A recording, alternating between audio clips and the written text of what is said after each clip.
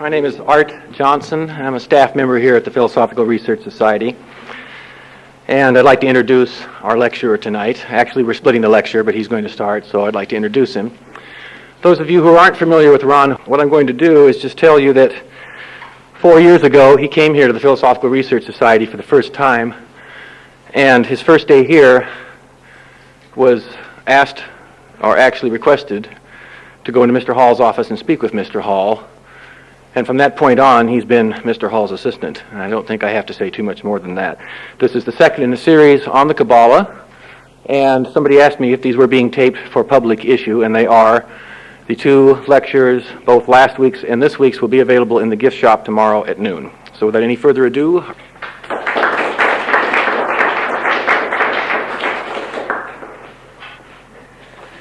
Hello. Greetings.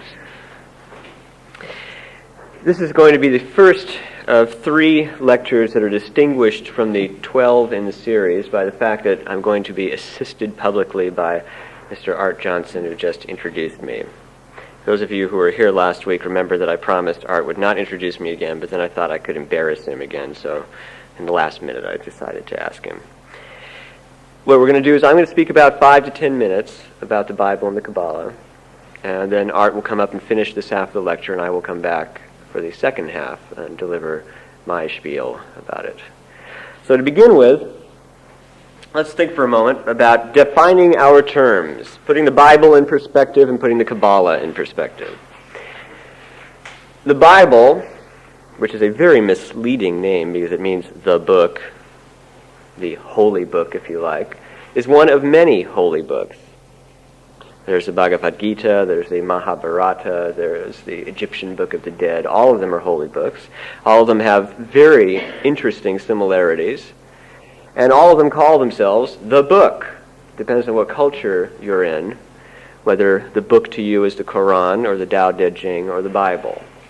I start by saying that for one simple reason, and that is to point out to you that the doctrines we will find in the Bible are a spiritual diary. They are the experiences that people had. And what you have to understand from the very beginning is that you are dealing with a race of people who are different from yourselves. They had a different world, a different language, a different way of seeing things, a different tradition. Happens to be they had a very complex one. So this means that a lot of what is in the Bible must be understood symbolically. Now what does that mean, symbolically? It does not mean you can apply anything you want to it. It means that you have to try and come to a deeper understanding of who the Hebrews were, learn about how they saw the world, and then try to understand the words you read in terms of their experience, their vision of things. We'll have some examples of this later, but a simple one would be to point out that there may be a reference to a whirlwind that comes down on a person. Now, you might see that as a great tornado that engulfs them, but you must also recognize that it can be a way of describing an emotion, turbulence, an inner whirlwind, when your senses start to spin, that sort of thing.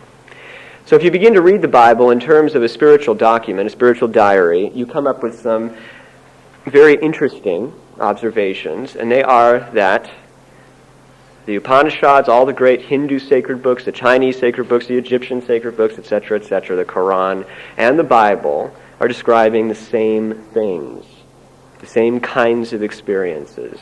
Experiences that properly might be included under the term psychology in its original meaning, which was knowledge of the soul, knowledge of the spirit.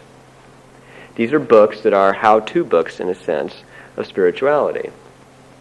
Now, the Kabbalah, on the other side of the issue, which means the reception or the oral tradition, is a very ethnic metaphysical system, but parallels all the very ethnic metaphysical systems that we know about. The Tibetan, again the Egyptian, some aspects of Christian mysticism, and the Islamic form of mysticism, Sufism.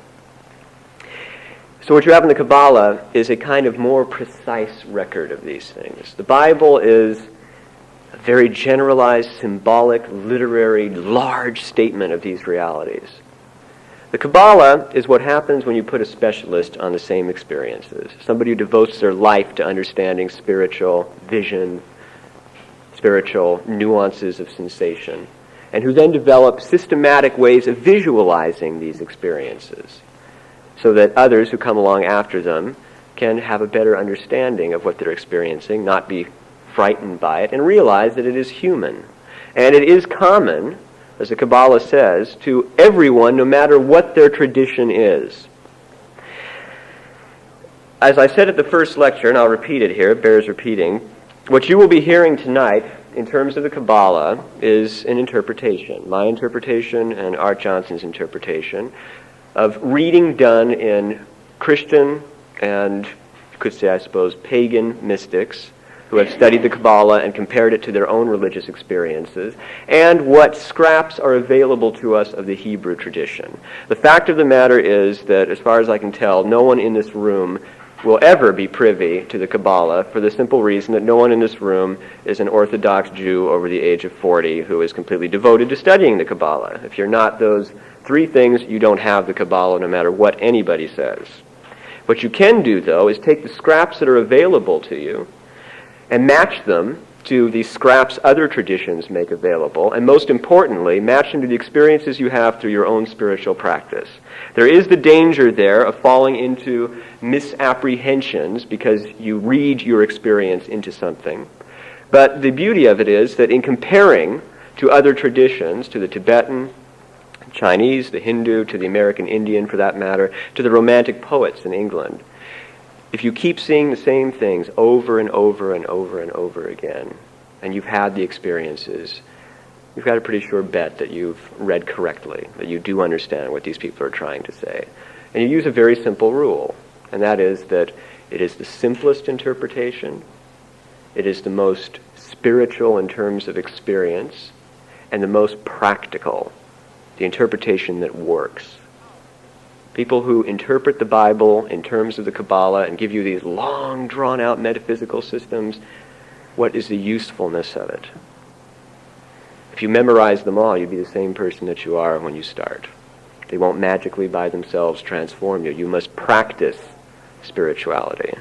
And that's the beauty of the Bible and the Kabbalah. They are little maps set out for us to practice.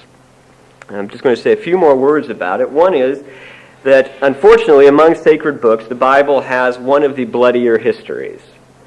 Now, you might look at that and say, well, I suppose that means it's not as good as something like the Bhagavad Gita that doesn't have such a bloody history. But that's not necessarily the case. You find in spiritual matters that the more powerful the energy, the more it can cut either way. And the Bible is a very rich document and has been used to hurt a great many people.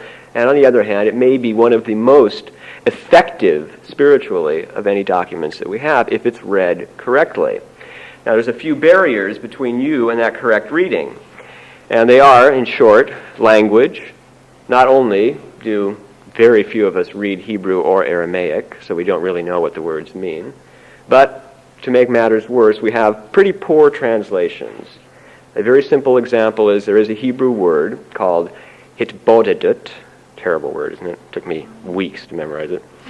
That word means meditation. But if you read almost any Bible in English, it will not be meditation. It will be something like contemplation or quietude or this sort of thing. And what you get is a misunderstanding about what is really meant. When the Bible uses the word, it means a form of spiritual practice.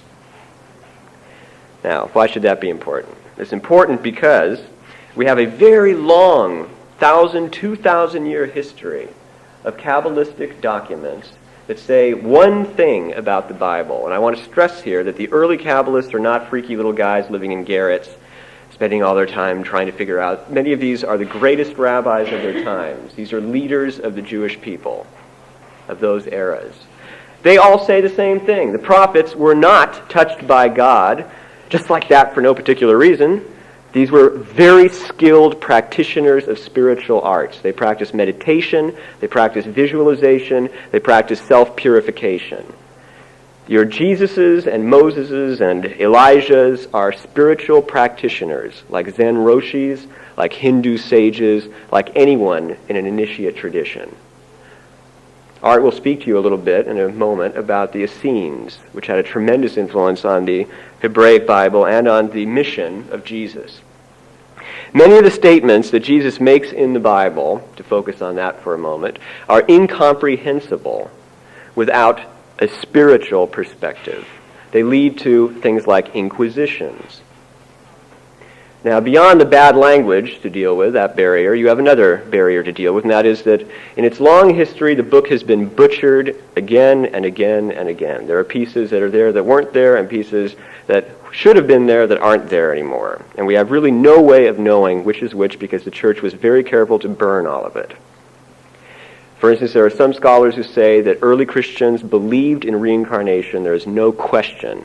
And it is very probable that Jesus taught reincarnation to the disciples he felt were ready for it. But we have no way of proving that. It's based on some early Gnostic Christian texts that survived.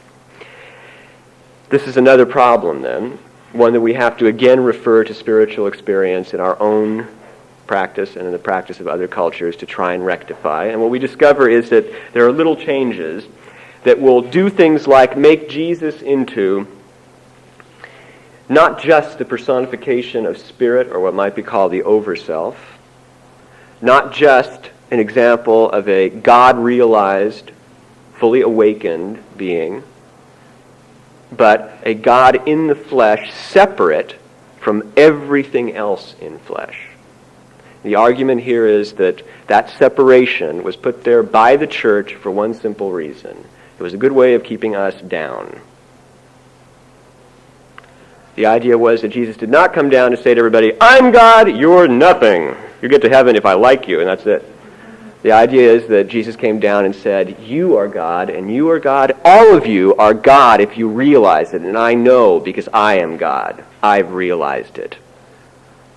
We run into a lot of this in Sufism, a lot of this in Christian mysticism, all over the Hindu traditions, sages who come down and say, I am God. Thou art that. You are God. Not once do we have anyone else coming down in the history of spirituality and saying, I'm God, you're not, you're nothing. Even Muhammad came down and said that he wasn't any particular incarnation. He was, like us, incarnate spirits, incarnate gods.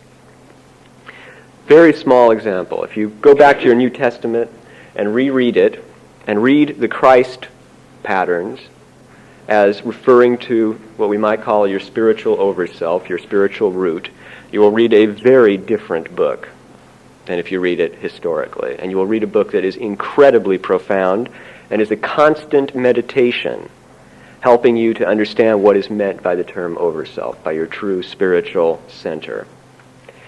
So that's my introduction. Without further ado, your lecturer for the rest of this half, Art Johnson.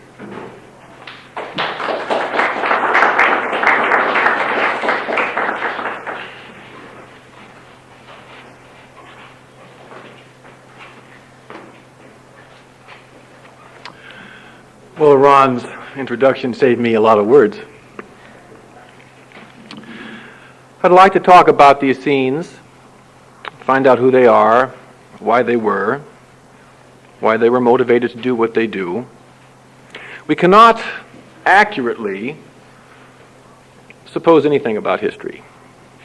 Just as the Bible has gone through permutation after permutation, so is history. A very good book on the Kabbalah by Ginsberg, a writer in the mid-19th century.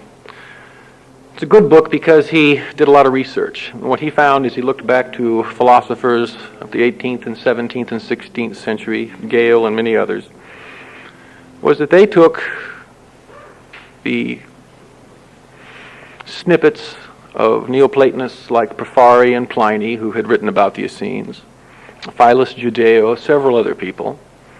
Then they turned them into what they wanted them to be. If they were into Pythagorean cosmology, then the Essenes were definitely Pythagorean cosmologists. If they were into Neoplatonism, the Essenes were the base of Neoplatonism, and it all came from there.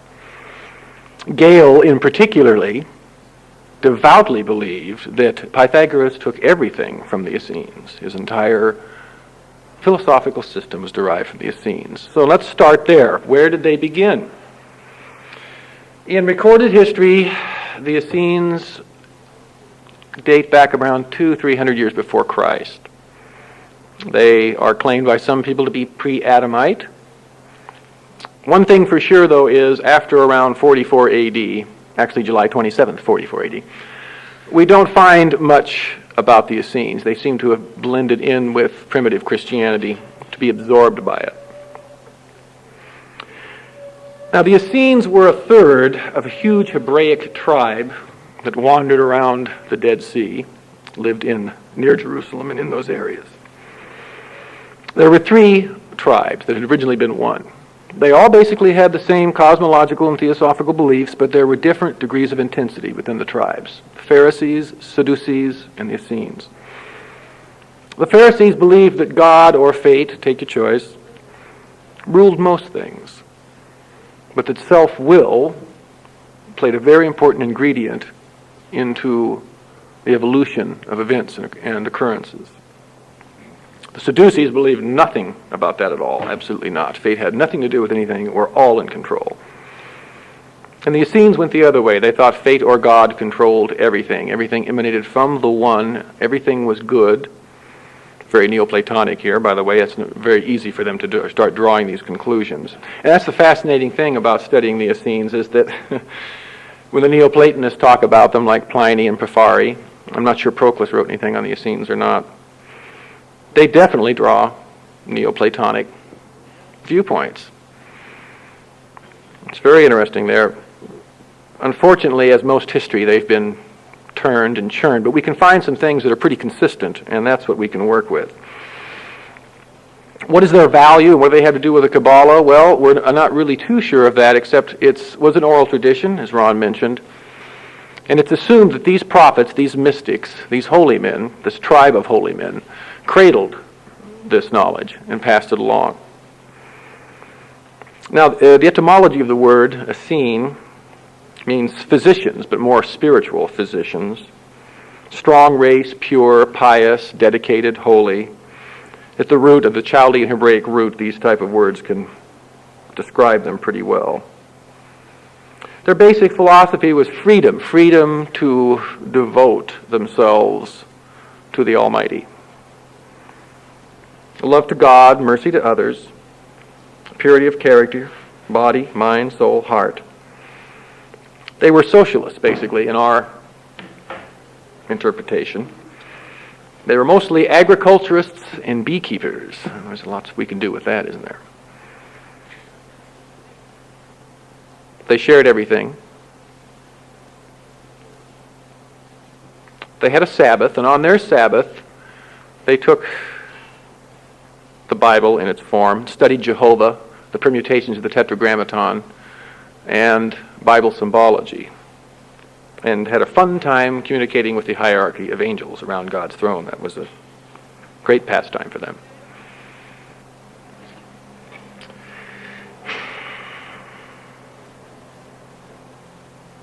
It's a very funny thing. They didn't have any women. There were no women living with them. They didn't put down marriage. They didn't say it wasn't a good thing. But they felt that the intervention of females within their tribe would cause distraction, and that lust for the sake of sexual recreation was a strict taboo, very distracting on the path. But actually, at the root of all this was something else. They were very aware of domestic squabble, and they really just didn't want that around. They didn't want the distraction of domestic squabble. They were, "Seen enough of that, thank you, let's go over here, guys," and they all moved over and formed their little troop.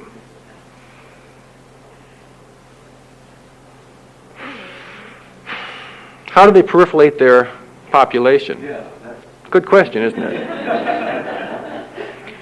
Well, like Plotinus and Ammonius Saccas, two Neoplatonists who never had children, but were loved and adored by children, and they raised children. They raised strangers' children.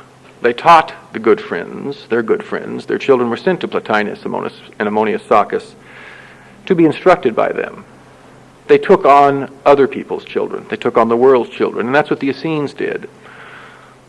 When they had to, as they were dying out, of course they didn't wait for that point, they had it very carefully figured, they would bring in orphans, children that were wandering, Occasionally, somebody of a pretty high nature would send their child into the group for discipline. It's a very amazing thing when the Essenes did not have to pledge allegiance to Herod. One of the few tribes of Jews who didn't, and there's a very good reason for that. Meneahan, I hope I'm pronouncing that correctly, who was an Essene as a child, walking down the streets in Jerusalem, saw Herod, who was a pretty young person at his time, and said, "You're going to be king." Herod said, "Oh, no, not me. I could never be king." He said, "No, you're going to be king, and you're going to reign a very long time. You're not going to have such a good ending, but you're going to be king." When Herod became king, Meneahan was older, and he called him in and said, "Thanks for the tip. Worked out pretty well. So how long am I going to rule? 10 years? 20? 30? Meneahan said, "Well, probably 20 or 30. But watch out for that last step." Because of that, the Essenes did not have to pledge allegiance to Herod. My little side notes. Now, the interesting thing also is that the word Essene cannot be found in the Bible anywhere. But their holy disciplines are contained in Leviticus chapter 11, 24 through 28. They had basically, and I'll try to summarize the steps in their purification, their discipline system. There were 8 steps. And in a few minutes I'm also going to talk about the 7 days of Genesis in the first book of Moses. And the parallels between those 7 days as listed in the Bible and the 8 steps of the Essenes in their rise to affirmation with the one or truth, as you want to interpret it that way, are very interesting and parallel. First stage, bodily purity.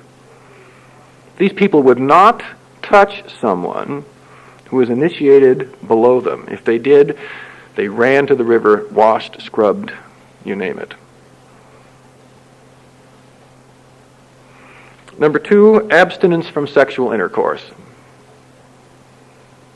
Now, they didn't completely deny marriage. Occasionally someone would be married, but they never engaged in sexual intercourse after they had their child, whatever amount of children they're going to have, 1 or 2. I don't think they ever had groups of children, but 1 or 2, that was it.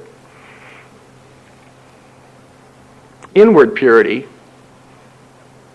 body, inside the body, heart, mind, soul, spirit, was begun to be worked on in step 3. And the cultivating and controlling of emotions was step 4. 2 things real good in tandem here. It's very hard to refine the inner disciplines without controlling the emotions. The emotions have gotten us in more trouble than possibly any other faculty that we possess.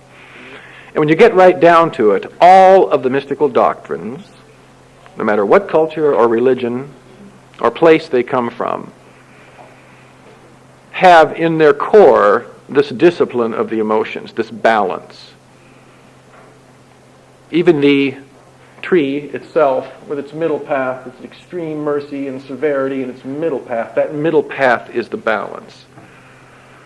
How we react to certain situations, personal, subjective, and objective.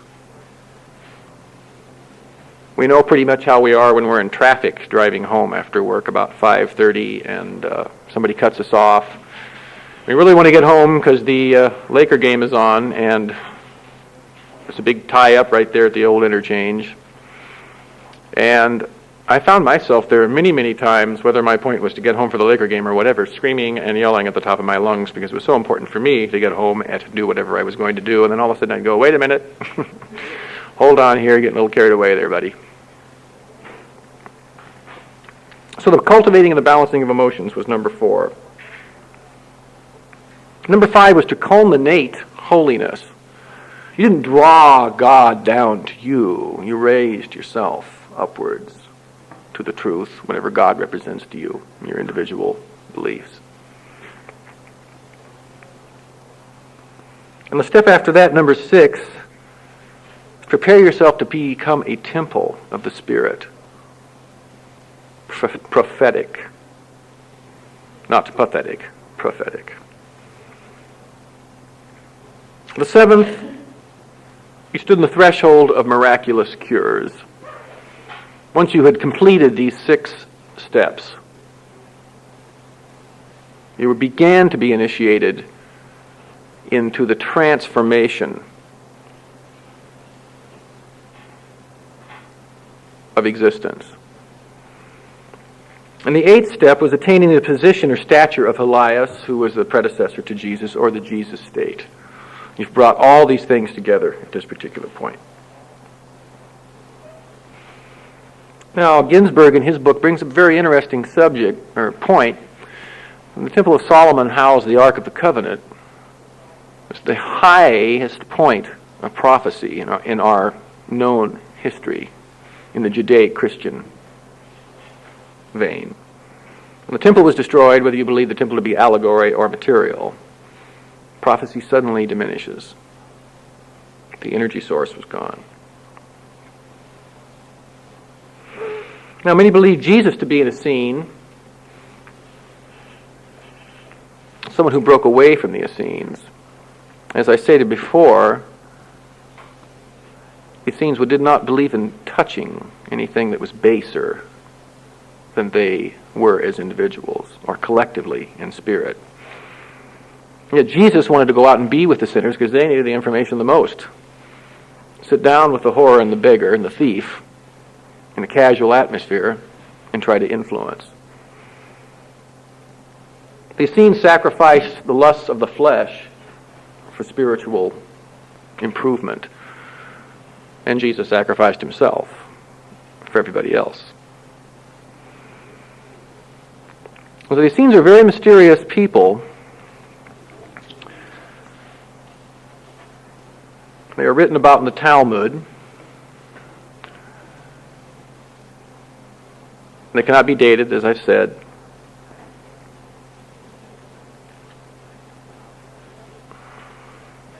And their brotherhood, I think one of the main things about their brotherhood is that and this is completely my opinion, but I think the Essenian Brotherhood was a very big influence on the Rosicrucian movement and the Masonic movement of the 16th and 17th centuries. This type of material was being rehashed and redug at that particular time. Each Essene was issued an apron, a white robe, and a spade. These are all symbols in Masonry. The Essenes dressed alike and healed for free. These are Rosicrucian tenets and ideals. Just a little thought to go on. Might be right, might be wrong. Ah, boy. Now the first book of Moses, Genesis, the 7 days. Within that 7 days is 7 numbers. And one thing we have to understand, right, in the Kabbalistic tradition, all numbers, everything comes from the Ein Sof, or the unknown, the absolute. And one thing that's always bothered me when I started looking into number symbology was that even numbers were feminine and negative.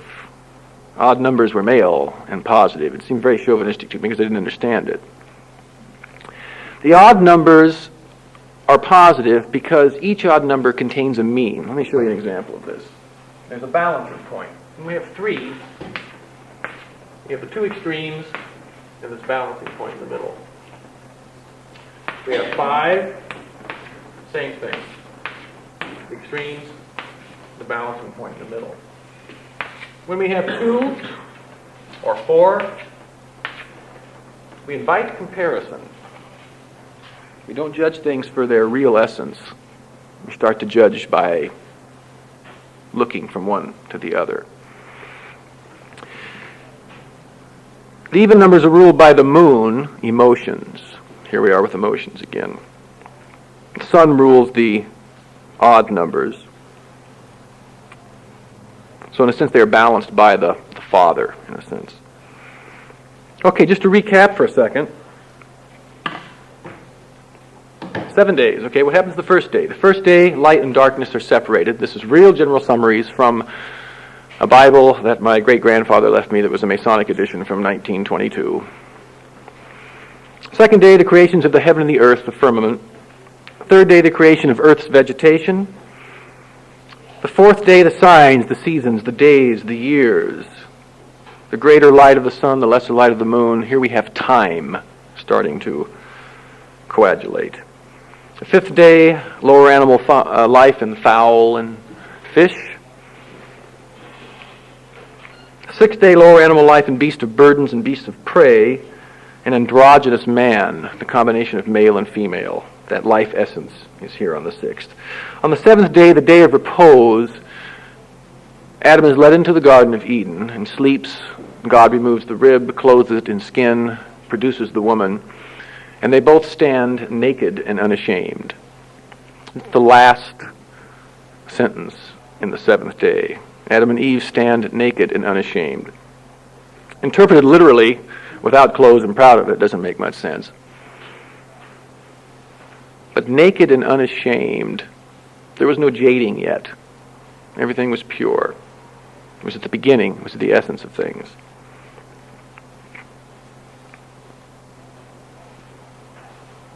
Now this is all a setup for the 8th day, which isn't mentioned, which is when the spirit and the overself become one. Receptive repose.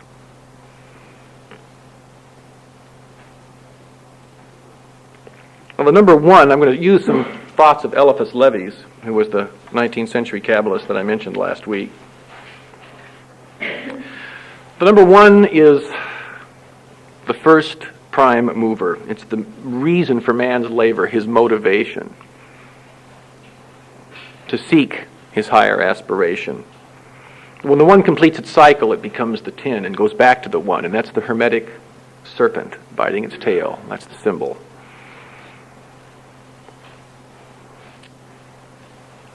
It's the diversity of experience that allows us to lift, move through the veils. Number 2 is the number of the earth, duality, inviting comparison. Also the Divine Mother. The number of unconsciousness and domination, power of choice. Free will among men to choose better and best. Allowing the emotions to balance, as the mind is a link between man and God. Creations of heaven and earth. Number 3 is a dandy, because we start to look at Trinity at this particular point. It's the first number with a mean between, balancing point. And at this point, the now can sit on top of a triangle and reflect on the past and the future. It could be Brahma, Vishnu, Shiva. It could be Father, Son, Holy Ghost.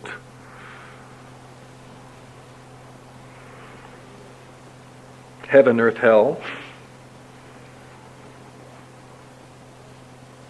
It's that balancing point between good and bad, truth and ignorance. It allows you to establish some equilibrium. Balance them both. Kind of look at them and go, yeah, okay. Coupled with experience, very valuable. 4 is the symbol of the earth, providing a path of accomplishments, labors to be done. We have our 4 elements: earth, action; water, vitalization; fire, emotion; thought, air. It's also a symbol of the tomb of our body, where all those things are constantly working. One thing we have to keep in mind is in the Kabbalistic doctrine, law of correspondences is very applicable here. We have microcosm, macrocosm. Man was made in God's image. That's a reflection of God. So all things can be mirrored within us, whether it's the entire universe or that pumpkin. 5 is great. It's one of my favorites. It's called Mr. Hall calls it the hand of the philosopher, because the 4 elements are now being influenced by Spirit, who is separate from the 4 elements, but works with them through opposition.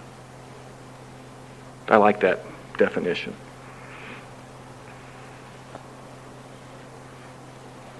In the tarot, it's the priest or hierophant, the spirit of man rising from the tomb.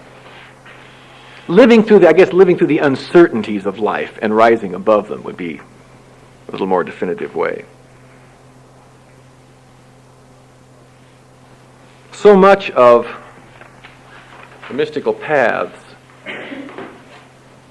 rely on getting through, knowing when to act and when to relax. That's the balancing point. We've all had friends who have said, in fact, we've all said this because it isn't just our friends that say it. If we're honest, we've all said it ourselves. Boy, the world has dealt me a bad blow. I didn't get my play sold. I didn't get my album sold. I couldn't find a job this week. I can't even get a date. Things are pretty bad. Well, it's not really that true. If you think back, if you really give yourself an intense look, just take the person that couldn't find a date, calls you up on the phone and says, boy, I haven't had a date in about 16 weeks, in real trouble.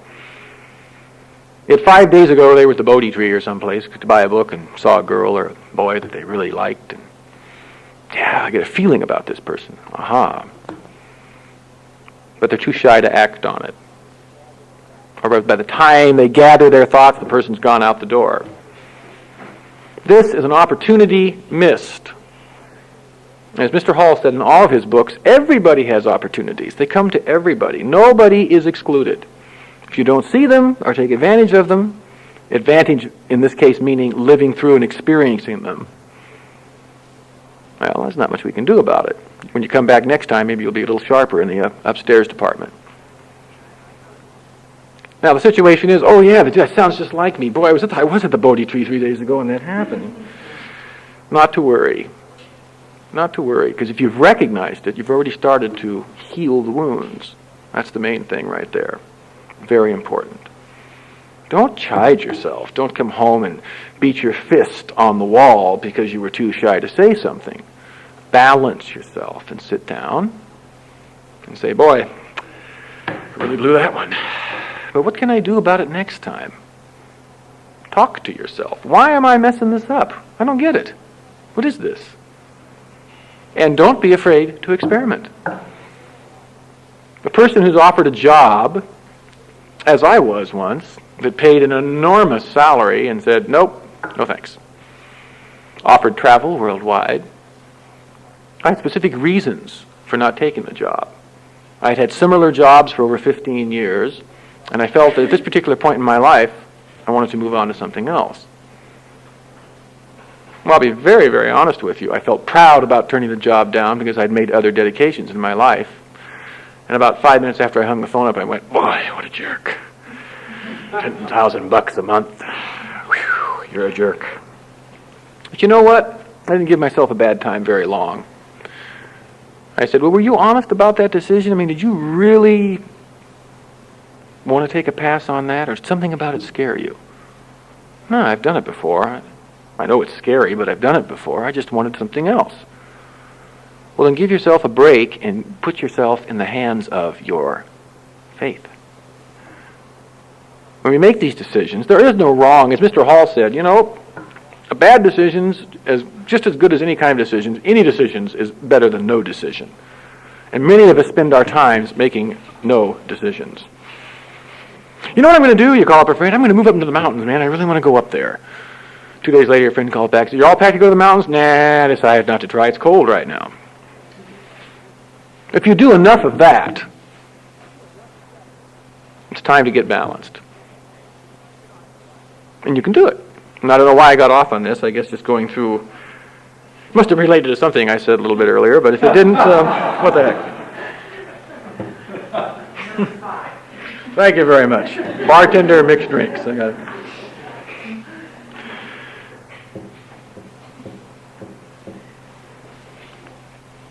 Six is a dandy. We've all seen The Star of David. I'm a great artist, so this will take about 6 hours.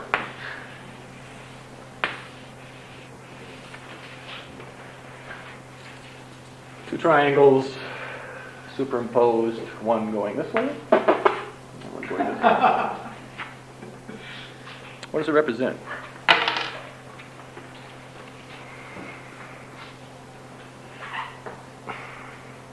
Well, the triangle pointing down are the vehicles of causation according to the Kabbalists. Again, it can be the Trinity, Brahma, Vishnu, Shiva, Father, Son, Holy Ghost, Amun, Ra, Osiris, whatever.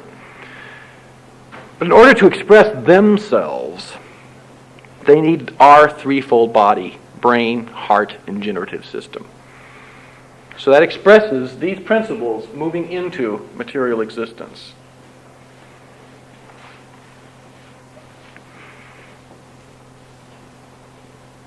The union of spirit and matter, or what some people call soul. Mr. Hall says the sixth sense is latent, and when we have it, we have gained it again, we'll have a clear vision of our emotions. Again, emotions, constantly coming up here. Now, Eliphas Levi tells us that, yes, Genesis is very wonderful, but we should not take it literally, because what it really is those 7 days meditated upon, are just 7 steps in the unfolding of our inner soul. The unfolding is allowing it to rise above the experience, preparing it. Preparing it for what? Good question. Preparing it to exceed its own potential in service, possibly. I know a lot of people who are very, very frustrated. And in a very objective view, they have every right to be. They've dedicated their lives to some craft, music, art, or of a business. And things just aren't working out. I was in that place myself at one time. Several times. I discovered a very interesting thing. I was rather depressed one day because I'd recorded an album. I'm also a musician, but I keep it pretty quiet. I recorded an album. I signed a contract for the album to be released, and then the guy, the president of the label, went, he just whacked out, and said, well, we'll have that album out in about a year and a half. Contract says a month and a half. Oh, really? Well, see you later. And I thought, oh, man, come on, what is this, right? So I went to a little hot dog hamburger stand just down the block here, as a matter of fact. I think it's called Good Food. You can't miss it. It's right on the other corner, on the other side of the wash there. When I walked in there, there was a young kid sitting on an old wooden shoe shine box. He looked about 16 or 17 years old. It was kind of a cold day. He didn't have any shoes. Oddly enough, a shoe shine person with no shoes. There's something there to be learned. And he was all kind of cuddled up. And as I walked by him, I was thinking about myself, of course. It's a wonderful subject, and I'm always deeply immersed in that subject. Boy, poor me, gee, everything's rotten, boy, God's really dealt me a bad blow. Darn it all, give me a break, this, so forth and so on. And then I walked by this kid and snap. I was completely pulled out of myself. Something about it, I just looked at him. Didn't bother him. I walked away from him, ordered my cheeseburger with bacon, came out and sat in the porch. And I walked back out. He said, would you like your shoes shined? I went, maybe, after I'm done. How much do you charge? $1? Sure. Wait till I'm done eating. So I finished my meal, and he came over, and he started shining my shoes, and I got a little bit of his history. His folks had just moved here from Indiana. His father didn't have his job. His mother was extremely ill, and although he had very long hair and a sadomasochistic T-shirt of some rock and roll band or something on, he had taken it upon himself at the age of 16 to go out and earn enough money to feed his mom and dad. I kind of took the old record album and kind of threw it in the old toilet, if you know what I mean. I mean, it's just like that, goodbye, right? So service, I ended up having him polish the shoes. I asked him if he'd eaten, and of course he said, yes, I just ate. And of course I could tell he hadn't eaten, so I ordered some food and I had it delivered to him after I left so he wouldn't know who sent it. And I tried to give him one piece of advice. I said, listen, you want to polish shoes? Let me tell you what to do, buddy. Everybody that walks by, you give them a big smile, you stand up off your shoe shine box, and you find a wrap, and you use it every time. Hi, would you like your shoes shined for $1? Don't stutter. Be real direct. ask 100 people, you might get 2 or 3 that'll take a shine, maybe even 10. The odds are about 10%. Point of this is, I became so involved in somebody else's situation, problems, what have you, that I forgot mine. In my interpretation, all mystical doctrines, philosophic and religious doctrines, are pointing towards that goal. That you lose yourself from knowing yourself so well, and that you extend yourself to others. Eliphas Levi believed this.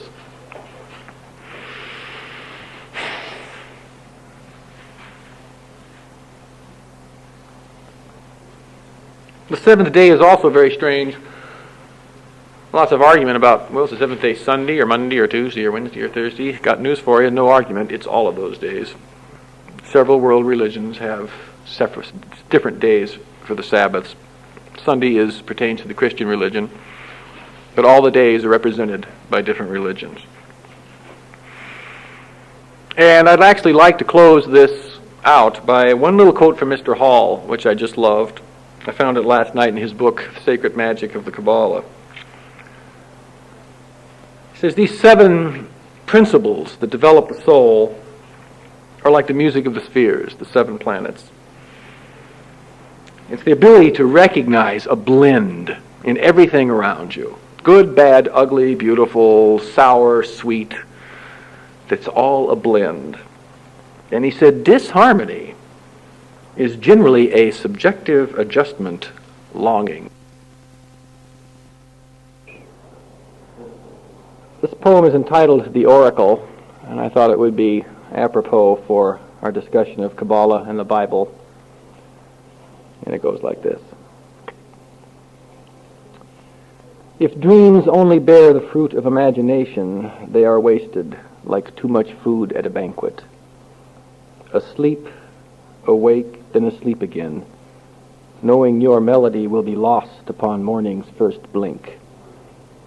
Memory is an enigmatic mathematical machine that adds, subtracts, multiplies, and divides, holds into fractions, each piece a total unit, comprising a thread in the fabric of existence with no beginning, end, odd, even, right, or wrong.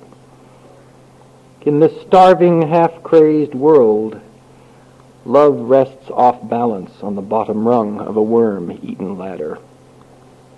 Untainted, ageless lover and friend, in finding you I thought I'd found myself, after years of bathing under the glow of a violent, horn-shaped moon.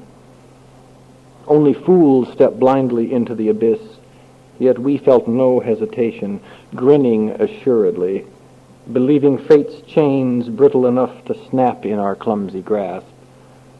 The truth is cupped between bloodied hands that can neither open or close, numb from the frustration of many attempts.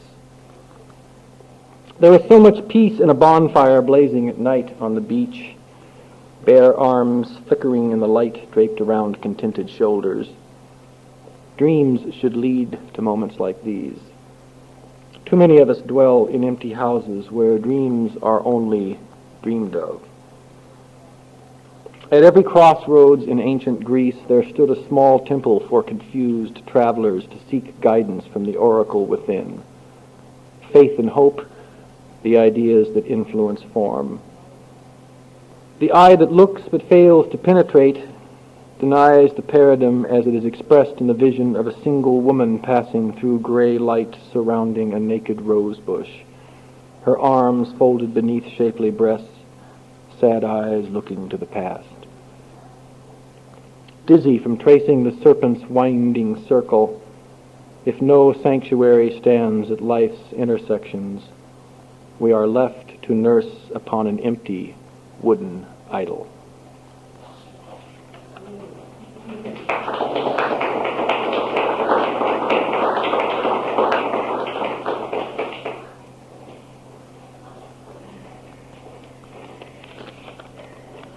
I have a short one.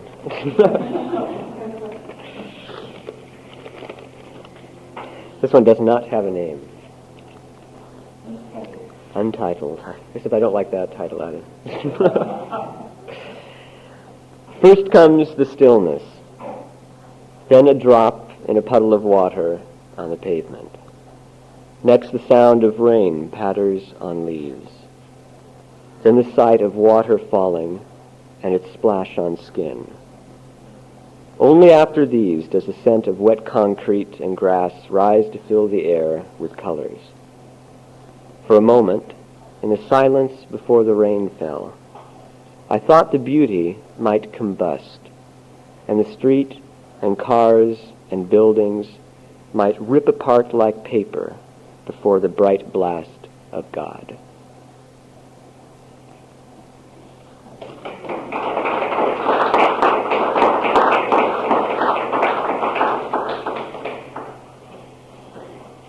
Nice ceremonial feelings, everyone. Actually, a good case in point to get back into our lecture. The Psalms in the Bible.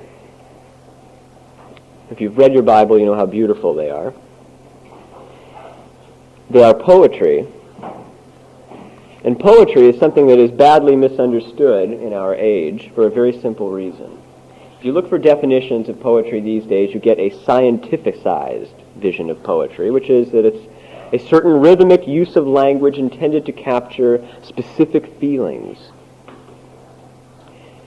Poetry is much more than that.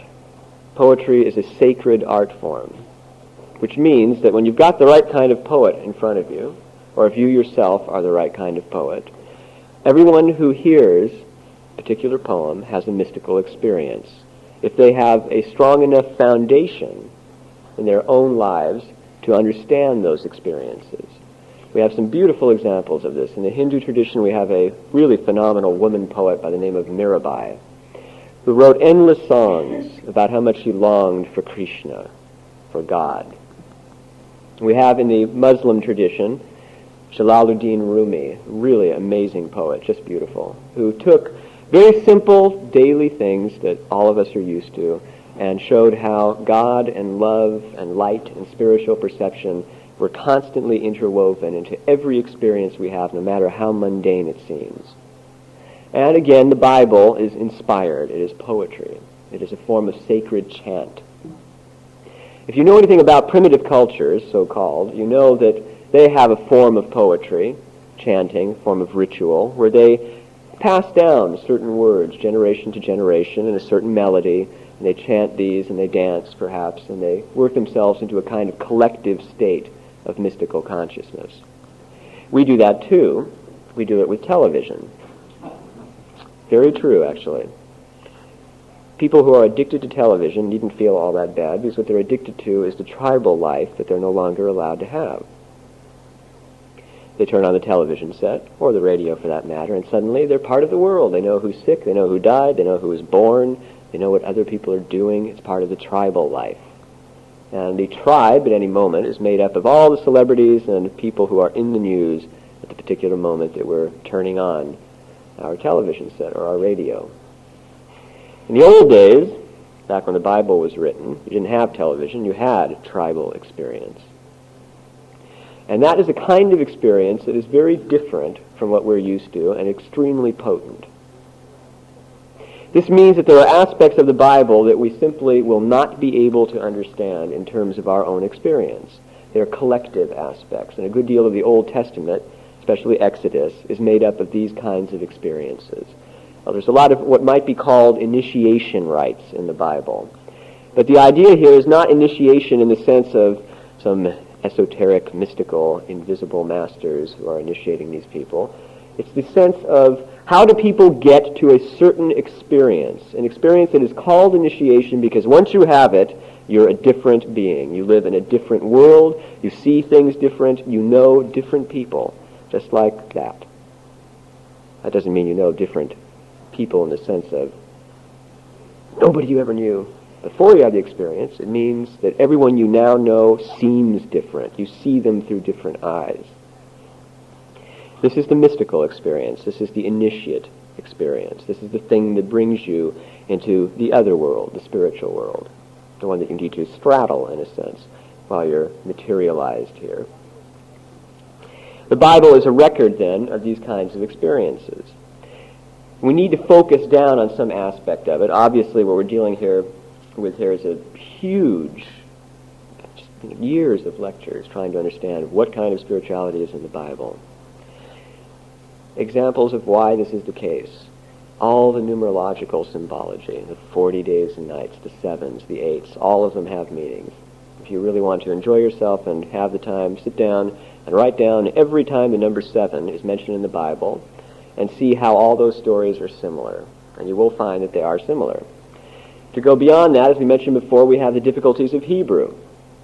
And what makes Hebrew all the more difficult is that the Kabbalists a long time ago sat down and said, this letter and this number are the same. We can reduce, therefore, this word into a number. And all the other words that reduce to that number mean the same thing.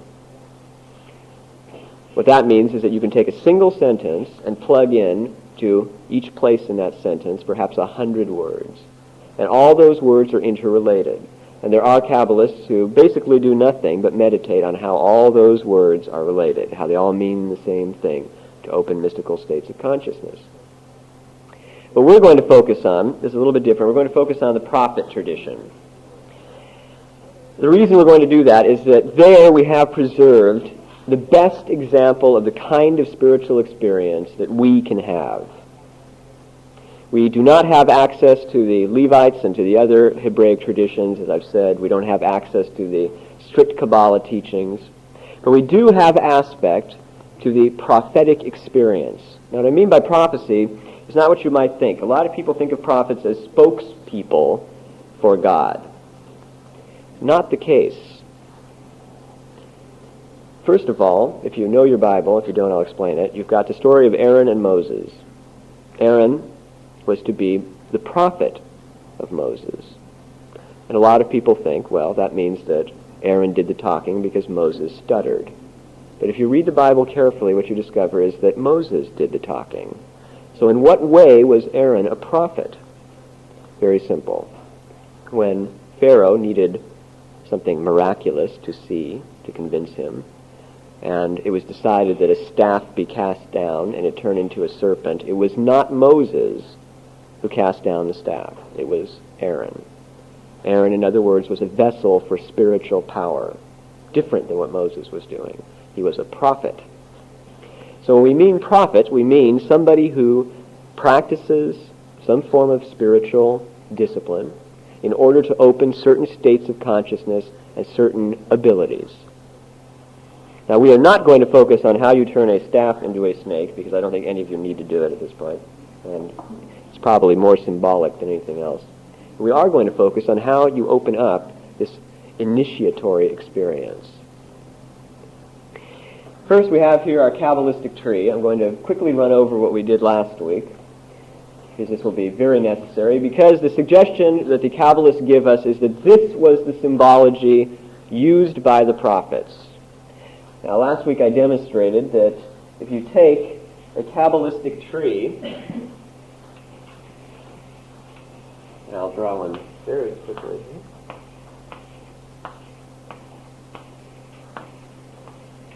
And then you draw a circle inside it, where there is actually what they call dots and missing sephiroth that's described as a hole in the tree, so this works out very well. And then you just outline it, give a little flair to it. You have the Egyptian Ankh. So it could be that the Egyptians had this doctrine, and indeed it has been rumored in many traditional sources that Moses left Egypt for a very simple reason. Not because he was supposed to free the children of Israel and introduce a new religion, but rather that much earlier there was a fellow by the name of Akhenaten who had a form of monotheism going in Egypt that did not survive his own death. But the idea is that it did survive his own death, in that there were initiates to that particular form of religion. And it was a religion that used the Ankh. If you see any of the depictions of the One as seen by Akhenaten, what you'll see is a sun, and each of the rays at the end has a hand, and the hands are holding one of these, the tree of life. The suggestion would be then that Akhenaten was a mystic par excellence, started a new kind of mystical religion that was based on a meditative form of practice, that after his death that religion went underground, because it was, as so often happens, persecuted, and that eventually it became so decayed that Moses came along, was initiated into it, and realized, much as Jesus may have realized later concerning the Essenes, that the only way it was going to be preserved would be if he took it out of there and reinterpreted it for a new generation. And there you have the Exodus and the Ten Commandments, which were accompanied by esoteric instruction given only to an inner circle of priests. There are some references in Leviticus to that inner circle and to certain kinds of rites and sacrifices and purities that they have to observe. Now, this tree of life then may have been the instrument that the prophets used for meditation. It will be the instrument that I use to explain this particular form of meditation to you. So very quickly we'll run up it and explain that here we have what might be called body consciousness, the four elements, the body as such, the physical world. This is called Malkuth, the kingdom. Then directly above it we have Yesod. We could call that imagination. If we move to the, we move to the left, then we get mind, mentality, thought, that whole world. I should say these are different worlds. They interpenetrate, but they are different. We move here and we reach the world of emotions. Now note that what we've created here is a balance. Mind, emotions, when they are balanced, produce imagination. And mind, imagination, and emotion together produce the body. If you're familiar with your esoteric doctrine, you know that it is not considered that the soul is in the body, but that the soul surrounds the body, and that the body is a kind of concentration point for the soul. If you picture a circle and put a dot in the middle, and imagine that the perimeters of the circle are spiritual energy, and that they are all focusing and meeting at that dot at the center, that dot's your body. So in a sense, your body is an antenna around which you gather your experiences. But the way that antenna is created is through these three forces, most immediately. What you note immediately is through this lightning bolt, all the forces flow into each other. And the tree of life has been described as a series of cups. And Kether, the top of it, which we'll get to in a moment, is the fountain. And water comes flowing down. Actually, this is the water itself. This is the fountain. And eventually winds up in the body. But each of these contribute. And moving up here, we get Tifareth, or beauty. And that is the self, self-expression. That is just the life force, if you like, the seed of spirit in a being. This creates a cross. And that's the cross of the material world. That's the cross of the experience most of us have of this life. Most of us don't get past that experience. We have a sense of ourselves, of our own life force. We have a sense of our minds, our emotions, our imaginations, and our body, and that's about it. Some move up to the next level, and this level here might be described as force, forcefulness, aspiration, dedication. It's going out there and doing something. Whatever the ideal might be. It might be making money. It might be a spiritual ideal. It might be an ideal of medicine. But the point is, this is when you dedicate yourself to a principle and you bring this force into your life.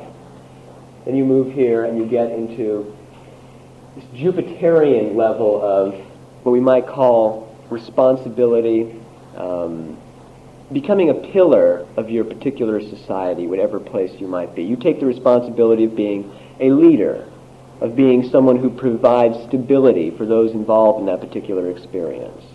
Now, internally, what you're dealing with here is, again, a balanced set of forces that create the self-energy. So we should examine that for a moment. What we find is a kind of yin and yang principle. Of course, these all will be that way. This is the force to dispel. In a sense, the force to cut things apart from each other. That would be in all things, mentally, physically, simply the ability to cut matter. And here we would have the power to attract, to magnetize matter. This is very interesting when you get down here and realize that mind, therefore, is associated with the power of dividing. And indeed, thought is usually used to cut things apart, to analyze them. And that's why, in our culture, which is thought-dominant, we have such a terrible time building a relationship with the spiritual, because we're cutting things up all the time and are not able to synthesize them back into the unity that is spirit. Because the problem is that spirit's bigger than we are. It's greater than we are. It's more alive, more conscious. And we, with our incisions, are in a sense always looking down and never looking back to see what's behind us. You have to be receptive to have spiritual perception. This then is the power to attract.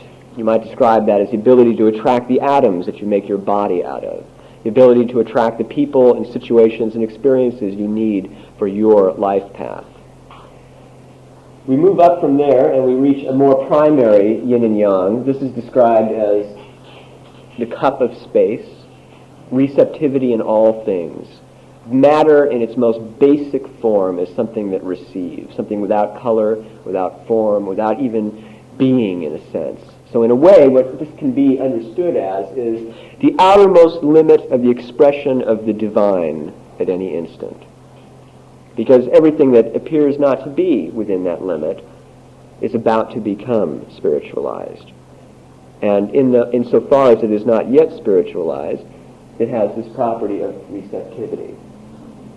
This is the yang energy, or the spiritual force, or the divine thought going out, sweeping out into space. That sort of imagery. And then, of course, we have Kether, which is the 1,000-petal lotus in our own experience in the chakras. It is the experience of enlightenment, but the best way to describe it is if you dig down into the very depths of yourself, you go past the body, you go past the mind, you go past the emotions, you go past the archetypes that energize you to certain efforts. You go past all of those elements, even the very basic yin-yang, passive-active part of yourself. There's a place where you simply exist. There's the root of your being.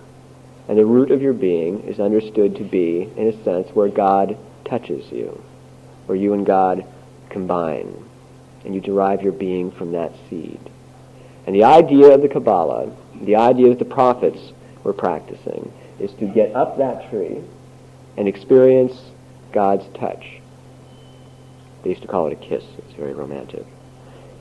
And then bring it back down.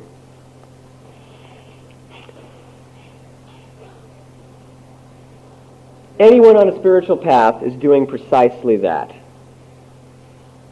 If you're not on a spiritual path and you're an artist, you're really doing that. You may not be aware of it, but what you're really trying to do is to get all the way up there to inspiration and channel it into some physically viable form.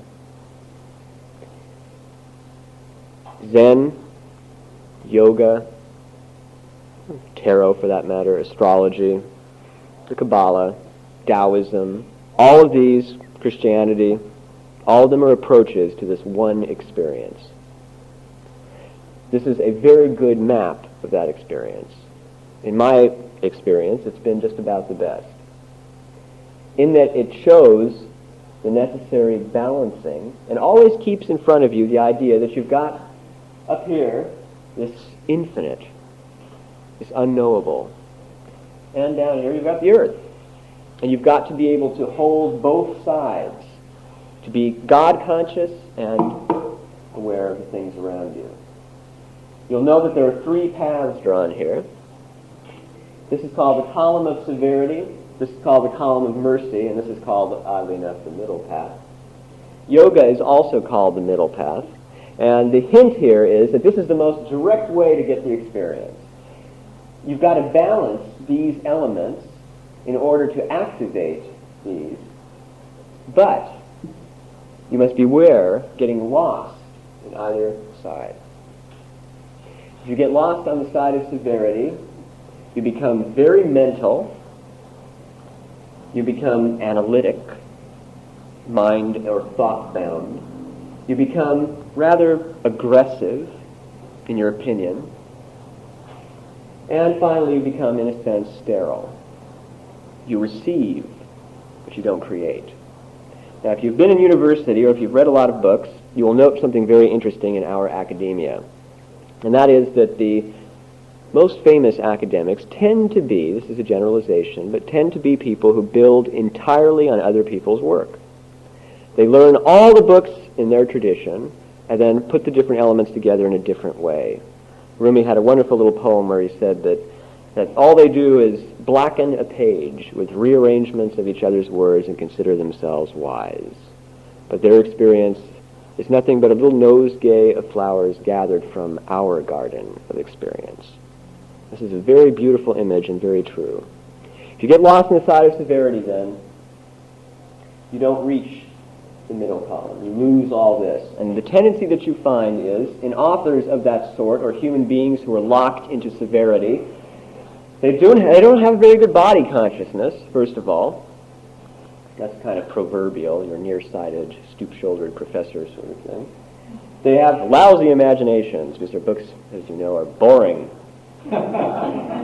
Very little sense of beauty, again, and poor self-expression also tends to be true. And finally, there's no spiritual meat in their work. You can read it, you can be inspired to a certain degree, but you tend not to come away with, yes, that's the experience. Now I understand a little better what we're all after here. But you can get lost on the other side, too. And if you get lost on the other side, it seems a little more pleasant to us because it's sort of the grass is greener principle, but it's just as dangerous. You get lost in a kind of effervescent world.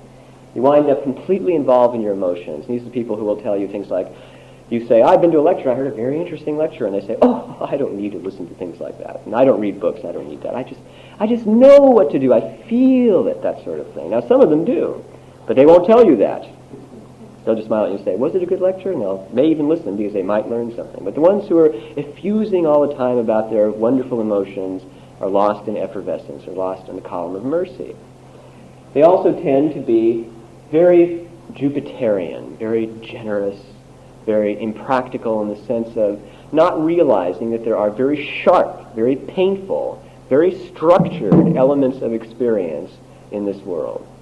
That mind and reason are necessary, that they need to be brought to bear, that they need to be balanced. And finally, they've always got something to do. They're just overflowing with projects and with ideas and with efforts and with their own emotions, basically. But again, these people tend to miss the center. Now the center, let's do that one for a moment. That's sort of, if we went to ripping up your spine so that you could experience the central chakras and the central experiences, the first thing you would do is you would close your eyes and you would become aware of your bodies. Just simply feel the breathing, maybe the heartbeat, just a sense of your bodily presence. Then you would go up and you would recognize the imagination and that whole world. It's the world you really live in, the world of your sensations, the world of your memories, your ideas, all that stuff, just as it's experiential. Then you would go up, actually we could go up to this level, and you become aware of your thoughts and of your emotions, how you feel at the moment, what you're thinking about. And then you move up to a sense of your center, the thing that is common to your thoughts, perceptions, body, memory, the thing that makes them all part of you, that awareness. Even simpler, you can be aware of the great beauty in the world. And then you move up and you balance the feelings of forcefulness and the feelings of relaxation. In other words, these very root principles in your life. The thing that makes you either a go-getter or somebody who simply watches and is rather conservative in that sense and likes to do things not in terms of will, but in terms of cooperation. Become aware of that and balance them. And then finally, you pull yourself into the primary yin and yang, the passive, negative, and the positive, active. Just become aware of those two dichotomies at the very center of yourself. And if you truly balance, if you do this the correct way, and you get a kind of moon-shaped balance going, we can depict it that way, then something happens called grace, at least in the Christian tradition, and that is that the spiritual waters pour into that cup, the Holy Grail, if you like. You've made of your body and your consciousness a grail, and now it can be filled with the spiritual waters. Now, as I said last week, the problem with that is that normally we can practice that for a great length of time and have no such experience because we're simply not balancing. The reason we're not balancing is quite simple. This cannot be done here. It has to be lived. That takes time. It takes a great deal of self-understanding and a lot of humor, because you have to, after you're convinced you've done it, you have to discover that indeed you have not done it. You're still not getting that experience. And you have to not lust after the experience. You get people, especially who are first starting out in metaphysics, who are just, I've got to have a paranormal experience. Everybody I know has had them, that sort of thing. You don't need to worry about that. What you just want to do is what's called spiritual alchemy. You want to work on being kind, on being patient, on being harmonized, on being balanced. All those elements. On being creative, on being selfless, on being sympathetic, listening to people, really seeing the world around you. Those kinds of things. Those are the real exercises. And then you practice some form of meditative discipline. For some people it's reading, as a matter of fact. For some people it's painting or making poems. Or it can be actually sitting and closing your eyes or having them open, whatever, and meditating on a certain state of consciousness, something like this tree. And then it happens one day. It can be soon or it can be later, but suddenly the spiritual sky cracks open and you've had a mystical experience. From that day on, your doubts are completely gone. It may take a couple, if the first one isn't as strong as it might be, but the experience is so potent, so intense, so real, and stays so fresh no matter how much time passes, that when people look at you and say, yes, but how do you know it simply wasn't a reversion to narcissism? You say, believe me, it was not a reversion to narcissism. I know it wasn't. I remember, in fact, once being asked that very question and responding to the fellow, I know because you are less real to me than that experience was. And that's true.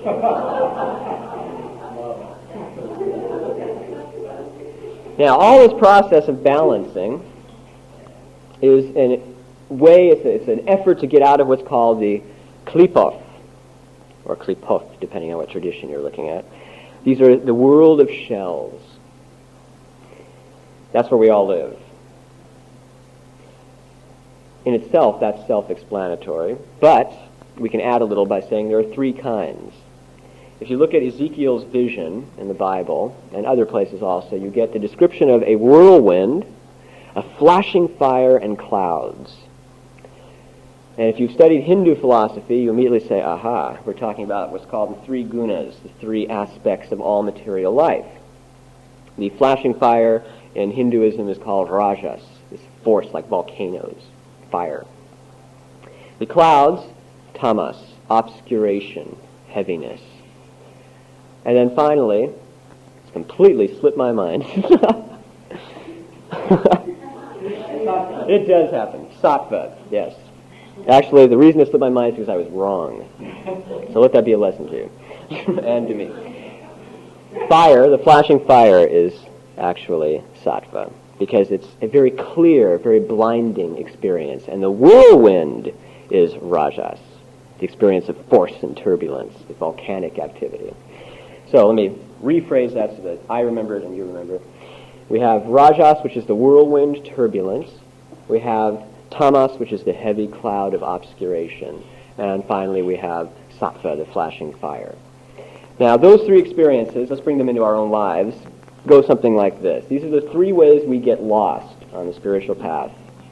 One, our whirlwind experiences. Now, you've all had that. That can be motivated by a worry or a scare or somebody you don't like or whatever, but it's this feeling of suddenly the emotions whip up and you just do things almost out of control. You make bad decisions. You say things you didn't really mean. You get carried away. That's when you say, I just got swept away. I didn't really mean it. That's the whirlwind. That's the force taking over. And that's an empty shell. It is not real. Then, there are usually, for most people, this is the rule, periods of obscuration and heaviness. You wake up in the morning, you're tired. You never feel awake all day long. You just sort of have this dull sense of existence. People tell you things you don't remember what they said. People tell you, boy, did you see that strange person walking down the street? And you have never seen anybody walking down the street. You can't remember seeing anybody. You're just tired. This is an exaggeration, but most of us spend our time in different levels of sleep. And this is an obscuration of the spiritual presence. It's another shell. It's an emptiness. And then finally, you've got your sattva. That's the one that most people get fooled with. That is very bright, dazzling experience, excitement. And usually when it happens, you feel like it's good, because it is good stuff. Sattva is, of all the material elements, it's the nicest. It's the most balanced. It's kind of a combination of the two others in a triangular form, balanced and more vitalized. This could be falling in love. This could be buying something you really wanted. This could be making a killer deal or writing something really brilliant. All those experiences. That's the one that people who get inspired fall into. You have great artists who almost eke their way to spiritual experience and they just don't make it. And the reason they don't is because they become addicted to sattva. They're into the inspiration and they never think of taking it further. They mistake the brightness of these experiences for true spirituality. This is very interesting in terms of the troubadour tradition, something that has left a tremendous impact on our experience of love. Love, before the troubadours, was a very practical venture. It was sort of, your parents said, you're going to marry this person, and you learn to love them. Later, with the troubadours, it became romantic. In fact, it became more romantic to not even ever touch or see the beloved. Just to know they're there and to dedicate your life to that knowledge. That was enough. Well, if you're mystically aware, you know right away there's some symbolism going on in there, because something that you never really see or touch but you long for, and it's feminine. We're talking about the soul or the spirit here. And the troubadours were very aware of this. All those love songs, all those beautiful tales of chivalry have to do with spirit and a practitioner of spiritual discipline who dedicates himself and wears the mark and all that sort of stuff. So it's very important to be aware that these sattva experiences are not the root experience, that the root experience is even more powerful than that. And the root experience is Ezekiel's vision, which is this massive, long thing that I will not bother to explain because I couldn't, to be honest with you. The symbolism is extremely involved, and I doubt if anybody short of Ezekiel is able to understand it. But we can learn something from this hierarchy of experience, and that is this. The prophets had different levels of experience, but they had the same experience. The experience was this. They went into whatever kind of meditational practice they did. And by the way, they might just be walking around an hour after meditating and it suddenly takes them over. And for some people, they don't even meditate. Swedenborg, for example, didn't practice any of this stuff and one day just woke up and boom, there it was. He had these visions. But at any rate, for whatever reason, karmic or by preparation, a person develops a certain kind of receptivity, a certain kind of balance and inner harmony. And all of a sudden, they start to either hear a voice inside themselves, it's been described that way, or they have an experience of light, or they have an imagination that suddenly starts to run on its own, and they see things. That's what the prophets did. The prophets said, you know what that is? That is direct inspiration from Spirit. That is God talking to us. Now here's the problem. God was talking in symbols. And it was up to the prophet to understand what the symbols meant. Some prophets said that they got the symbol and its translation right away. They knew. They got the image and it was as if the voice said to them, this means this, this means this, this means this, and this means that. There it all was. Other prophets said that they labored long and hard and sometimes didn't even understand these visions that they had. But in the Bible, what we have are different records of these experiences. You've got prophets who understood it and came out and simply said, you guys are in trouble. You're making a lot of mistakes and things are going to stink for about 50 years. Now, they were originally given an influx of symbolism, if you like, which they translated and simply gave the facts. Ezekiel was the only one to have gone into great detail about what he saw. What was the mythic language, the archetypal language being given to him. And so he presents this long, drawn-out record of colors, sounds, strange mixed-up animals, all in an attempt to capture this experience. Now, how does this happen? It's explained this way. Through Kether, first you've got out here, you've got what's called Ein, no thing, the absolute unknowable. Then you come in from that to what's called Ein Sof, the infinite, the limitless, the boundless. And then Ein Sof or the infinite light. And finally, the point of kether. What happens is that the spiritual influx flows down through Ein Sof, Ein Safor, and then through kether into you, if you're receptive to get it. Shoots on down like a flowing water, like a lightning bolt, and hits the imagination. The imagination, in a sense, is the language used by this spiritual influx to communicate to your earthbound terrestrial mind, that sort of thing. And so what Ezekiel recorded was the language that was chosen out of his imagination to bring an understanding of spiritual truths. Now, how does that apply to us? I'm not suggesting that everybody go out and become prophets. I think we have too many prophets as a matter of fact, and most of them aren't too good. What I am suggesting, though, is that there is a kind of experience here that is common to all religious and cultural traditions and all times.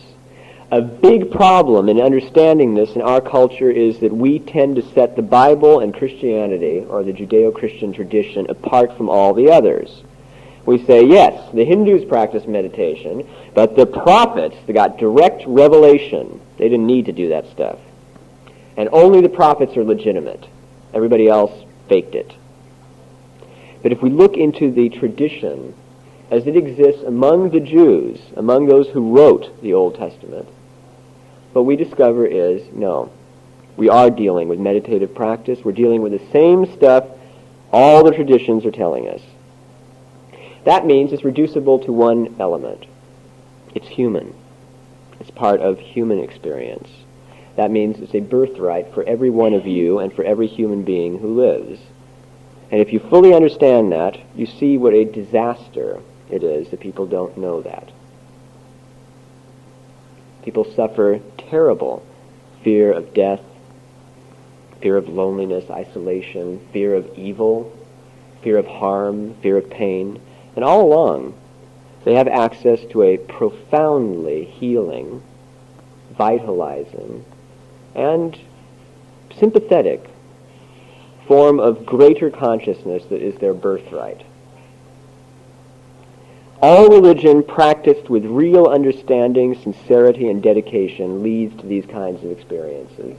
And we happen to be fortunate enough to be able to compare all the different religious traditions. So I think what I want to say in closing is that when we can refocus our lives and understand that our life is a kind of experiment, that we are not all-knowing, and on the other hand, we are not all ignorant. That we are a combination of knowledge and ignorance moving through time, meeting challenges, and that all of these challenges and opportunities are instructive. They are part of the language that our inner self, or God, if you like, uses to communicate to us with. When you realize that, you become something very profound. You don't read tarot cards. You don't throw I Ching coins. You don't do astrology. You might do those things. But you do something much more profound, and that is that you read your life. You learn to see every element, every small detail as full of meaning, full of luminosity. And you realize most of all that there's a kind of ladder that leads up to spiritual experience. And that most people, whether they're after money or sex or security, whatever they're after, are after that bottom rung of that ladder. And they think they're going to get it there. Because that ladder is the only way to reach true satisfaction, to end the hunger that we all have. And the irony here is that the reason you can't find the ladder is because you're looking for it. The ladder is in everything. Every single thing around you is a direct path to God consciousness. The only thing that prevents you from seeing it is your disbelief. And so, you don't have need, eventually, for the Kabbalah. You learn that you can look at a leaf, or a star, or another human being, or even a fold of cloth, And you can find all the metaphysical principles you need there, because all of them conform to this experience that's outlined in the Kabbalistic tree. All of them exist because at their center they are spiritual, they are divine. That is what being is about. And non-being is not. I won't bore you with the details of why. Read Plato if you want to know. Now, anybody interested in pursuing the idea of meditation in the Bible, I highly recommend a book called The Bible and Meditation by a practicing Kabbalist within the Jewish tradition, a rabbi, whose name is Aryeh, A-R-Y-E-H, Kaplan with a K. Excellent book. And he will go into all the details of the terrible words like hitbodedet and all that mean meditation and ecstasy and rapture and transformation and all the things that aren't normally found in the Bible as such. So in closing, I'm issuing a challenge to each of you, and that is at least once, tonight preferably, so you won't forget, just look at something that appeals to you, something that attracts your attention, something that looks beautiful to you, and try and lose yourself in that feeling of beauty, and see if there isn't a spark of light. If you feel that spark of light, that sudden feeling, guess what? You've just had a spiritual experience. Thank you.